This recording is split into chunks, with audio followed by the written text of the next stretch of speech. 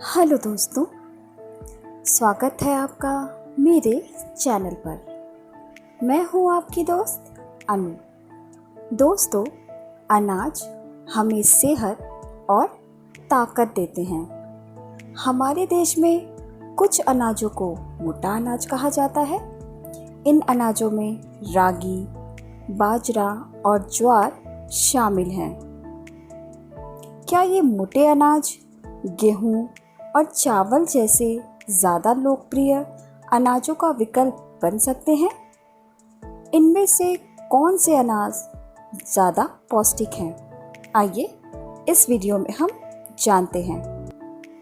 सबसे पहला नंबर जो मोटे अनाज में आता है वह है रागी। रागी मूल रूप से पूर्वी अफ्रीका का अनाज है और भारत में करीबन 4000 सालों से उगाया जा रहा है।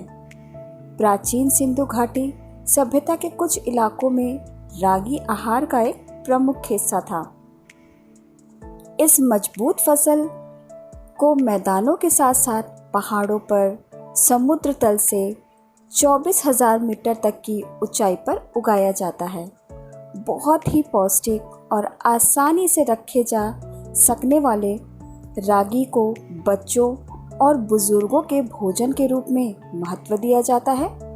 संस्कृत में रागी को नृत्यकोंडक यानी नाचते अनाज के रूप में जाना जाता है।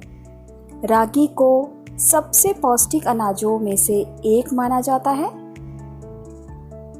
यह सबसे पौष्टिक अनाजों में से एक है। विदेशी हमेशा से युगांडा और दक्षिण सूडान के लोगों की मजबूत कदकाठी देख करके हैरान होते हैं कि वे दिन में सिर्फ एक बार भोजन करके इतनी मेहनत कैसे कर लेते हैं। इसकी मुख्य वजह रागी है। रागी में एक ऐसा प्रोटीन मौजूद होता है जिसका पाचन शरीर आसानी से पचा लेता है। मनुष्य के स्वास्थ्य के लिए बहुत ज़रूरी है। कई अमीनो एसिड रागी में पाए जाते हैं जिनकी अधिकांश दूसरे अनाजों में कमी होती है। आहारीय खनिज भी बड़ी मात्रा में पाए जाते हैं, खासकर कैल्शियम जो दूसरे अनाजों के मुकाबले इस अनाज में भरपूर मात्रा में पाए जाते हैं। रागी में फास्फोरस और आयरन भी अधिक होता है। हैरान की बात तो ये है कि रागी जैसे मोटे अनाज आम तौर पर गेहूं या चावल से सस्ते होते हुए भी उनसे अधिक पौष्टिक होते हैं। दूसरा आता है बाजरा। दुनिया भर में मोटे अनाज के उत्पादन का 50% हिस्सा बाजरे का है, जिसका सबसे बड़ा उत्पादक भारत है। बाजरे में vitamin B, iron, zinc, potassium, phosphorus, magnesium, copper और मैग्नीज जैसे आहारीय खनिज की उच्च मात्रा होती है।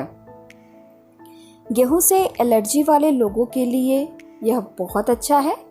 यह अनाज चावल और गेहूं से पौष्टिक है और अमीनो एसिड के अच्छे संतुलन के साथ अधिक ऊर्जा देने वाला अनाज है। भारत में हुए एक शोध पर आधारित अध्ययन से यह पता चला है कि दालों और बाजरा पर आधारित आहार मानव विकास के लिए गेहूं आधारित आहार से अधिक बेहतर है। अध्ययनों में यह भी पाया गया है कि जब चावल के बदले आंशिक या पूरी तरह बाजरा को आहार में शामिल किया जाता है तो पौष्टिकता काफ़ी बढ़ जाती है।